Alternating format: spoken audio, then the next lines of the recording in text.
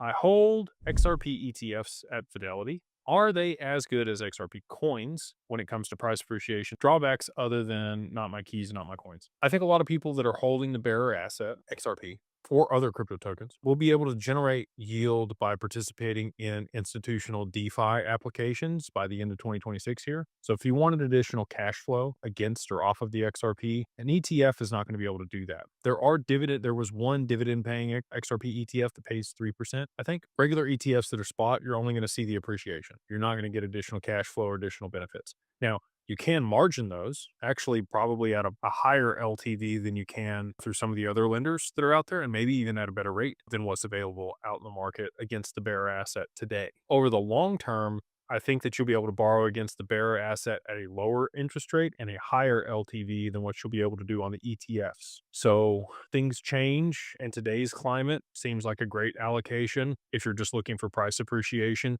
Again, I think that that's probably also, one more tick down the risk curve than holding the actual asset. So like Evernorth is a couple ticks up the risk curve because it's a DAT. An XRP ETF is probably a lower risk option to be able to get an allocation to XRP versus holding the bearer asset itself. Now, less risk, less return, more risk, more return is kind of how that works, right? I think you'll have more flexibility and opportunities to be able to use the XRP to your benefit over the long term, but the ETF is going to give you a one-to-one price appreciation. They hold a certain amount of XRP per share of the ETF. If they have to do a stock split over the long term on the ETF, they could, or they could just tokenize it and people could own a thousandth of a share, later on, like I think they probably will.